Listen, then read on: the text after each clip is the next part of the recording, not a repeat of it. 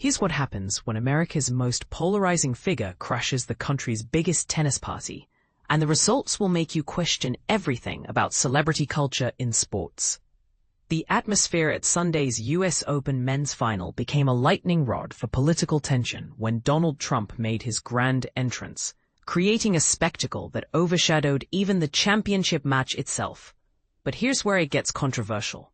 Was this calculated political theater or genuine sports fandom?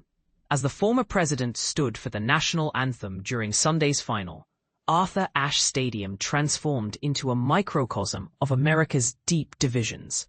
Television cameras captured the moment when Trump appeared on the massive stadium screens, saluting respectfully as a West Point cadet delivered a stirring rendition of the Star-Spangled Banner. What followed was a fascinating audio battle. Enthusiastic cheers erupted from one section of the crowd, only to be overwhelmed by a thunderous wave of boos from elsewhere in the venue. Trump's response? A characteristic smirk that seemed to acknowledge the mixed reception he's grown accustomed to receiving. And this is the part most people miss.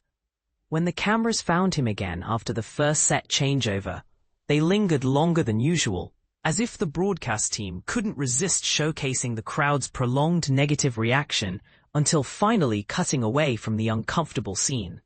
This marked Trump's first appearance at the prestigious tournament since 2015, when his departure from a Williams sisters match was similarly met with vocal disapproval from tennis fans.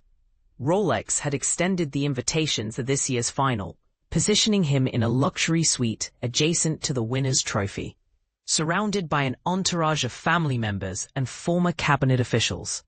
His arrival strategy was quintessentially theatrical, showing up more than an hour before the scheduled match start and triumphantly raising his fist for the waiting photographers.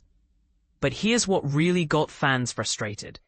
Thousands of tennis enthusiasts found themselves stuck in lengthy security lines, missing crucial portions of the match due to the comprehensive protection protocols surrounding the presidential visit.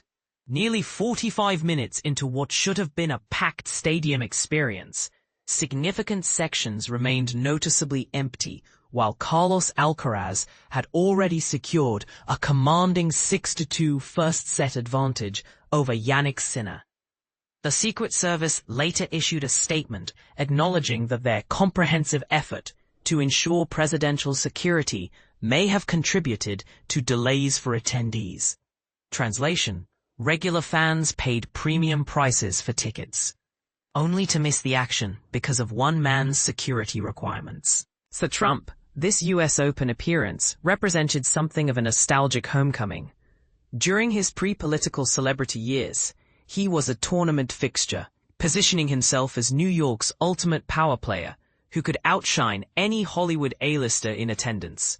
Those earlier appearances regularly featured him on the big screen, often accompanied by the same mixture of cheers and jeers that characterized Sunday's reception.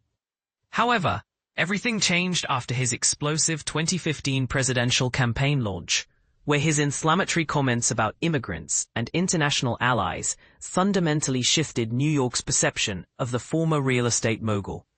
The city's generally liberal-leaning population never quite forgave those early campaign statements. The stark contrast in crowd reactions became even more apparent when other celebrities appeared on screen.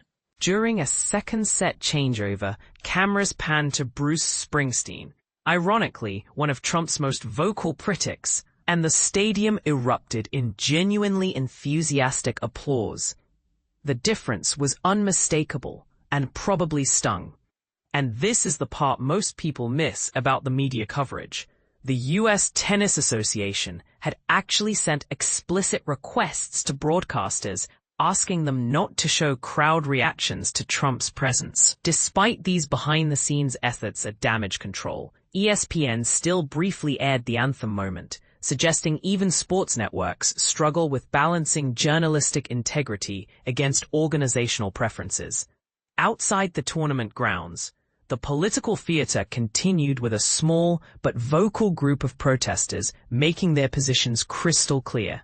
Emma Kaplan, a 33-year-old Brooklyn executive assistant, distributed flyers boldly, declaring the fall of the Trump fascist regime, while collaborating with RefuseFascism.org activists, wielding signs demanding his removal from office.